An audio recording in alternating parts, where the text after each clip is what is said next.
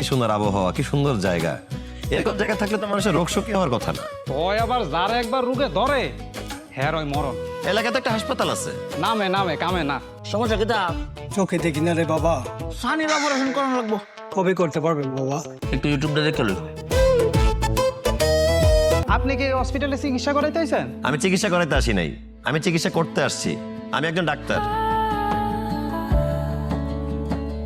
উনি আমাদের গ্রামের প্রাইমারি স্কুলের শিক্ষিকা আয়শা আপা। আর আয়শা আপা উনি আমাদের নতুন ডাক্তার, ডাক্তার পার্থ।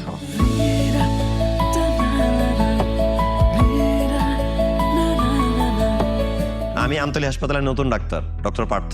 ওনার ফার্মেসিতে যা যা সরকারি ওষুধ রাখা আছে সব বাজেয়াপ্ত করে আবার হাসপাতালে ফেরত দিয়ে দিবেন। ওনাকে ধরে নিয়ে যান, ওনার ব্যবস্থা আপনারাই করেন। কাজটা ডাক্তার সব ভালো করলেন না। শুনেন সোহাগ সাহেব, আপনি এমন কোনো ভালো কাজ করেন না যে মানুষের কাছে ভালো কাজ আশা করবেন, ঠিক আছে? যান, ভালো থাকেন, আল্লাহ হাফেজ।